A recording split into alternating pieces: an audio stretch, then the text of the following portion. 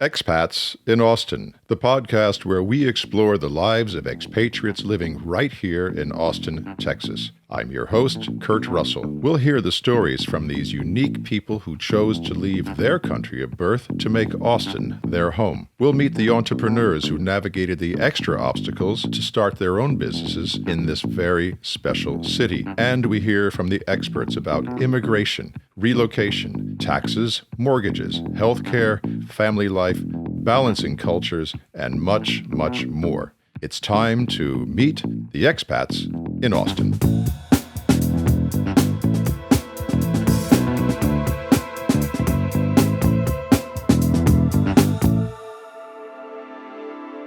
Welcome. This is the first episode of Expats in Austin.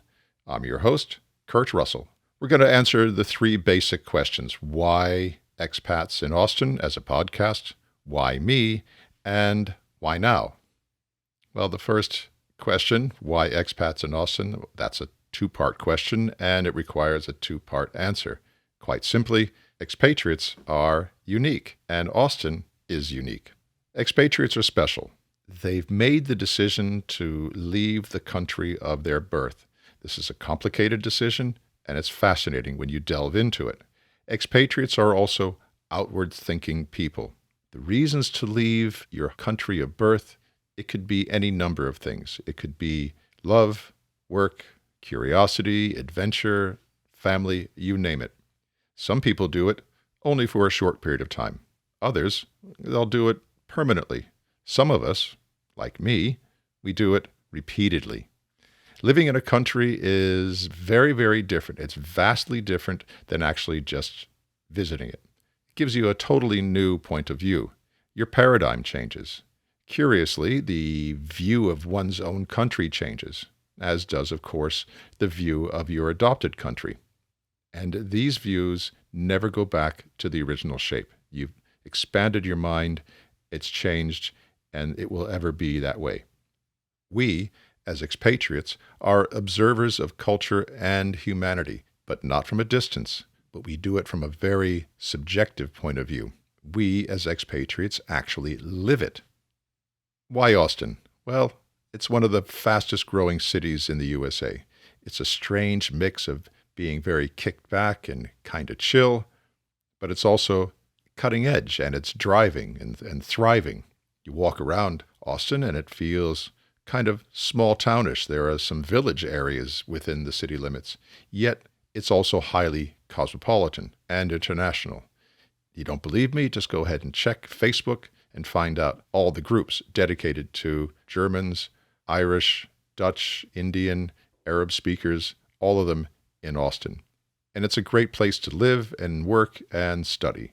You know, we've all heard the news reports of the big companies that have moved from Silicon Valley out here, but there are a lot of other businesses as well.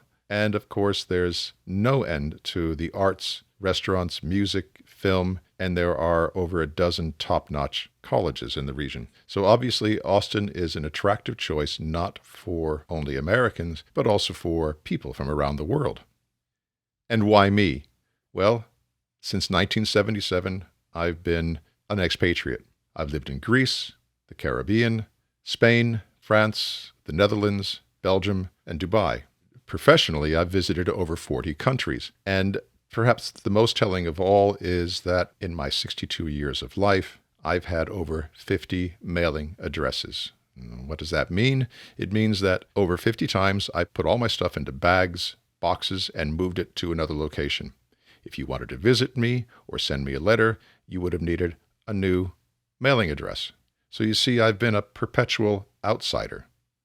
For these past 62 years, I've been constantly dazed and confused. That's a shameless reference, by the way, to two of Austin's more famous sons, Richard Linklater and Matthew McConaughey. And of course, it's also a reference to Led Zepp and my 70s childhood. You can see these in the links in the show notes. So for 62 years, I've been trying to fit in, but never really quite succeeding. I've wanted to be a constructive and positive member of the new country in which I was living. I wanted to be something more than just a simple visitor. And yet I also wanted to maintain my home culture, whatever culture is. And I can tell that this very definition of culture is going to have to be explored over the next couple of episodes. I met my wife on the French Riviera. We were both living and working in Cannes in 1981. She's from London, but when I met her, she had already lived in places like Germany, Italy, and France. We've been married now for over 37 years, and through all this time, she has been the one constant rock or foundation in my very unstable life. Without her, I would have spun out of control many, many years ago. This is another thing we're going to have to discuss in the next couple of episodes. Just what does it mean to be married and be an expatriate?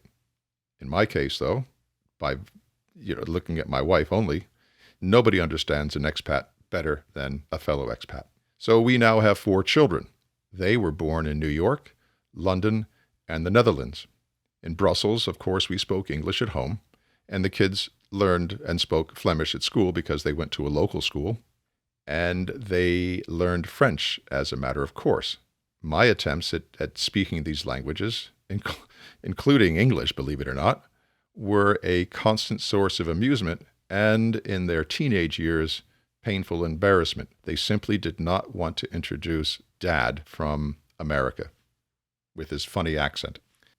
So I've always been drawn to other expatriates. In my opinion, nobody understands an expat like another expat. They have the best stories, and even when they talk about the struggles and frustration of being an outsider, they do so with humor and a special depth of knowledge. So why now? Why do this podcast now in 2021? One current opinion of the world is that it is divided and polarized, perhaps even dangerously so. My opinion is that we have much more in common with each other than that which divides us, and I base my opinion on my life living with and working with and visiting an extremely wide range of people from vastly different cultures. I also believe that the best discussions are held one-to-one, and when possible, face-to-face, not via the mass consumer media, nor ranting on social media protected by a screen and a keyboard. Why now?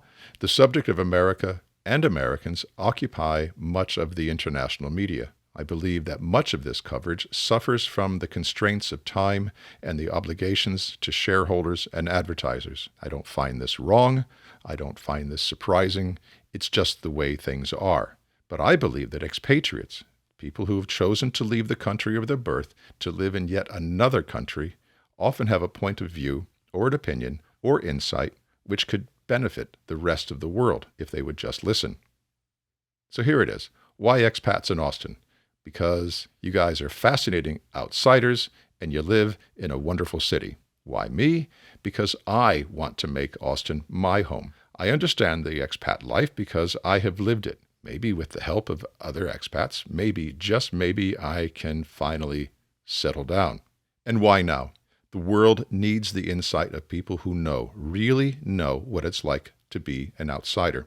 Expats in Austin is about you and for you. Your input is vital to the success of the podcast. I can't have the discussion on my own. You'll be pleased to know this will be the last monologue you hear from me. Your response so far has been very encouraging. Thank you very much. Please subscribe so you can get the latest episodes. And thank you for listening. And remember, it takes an expat to know an expat.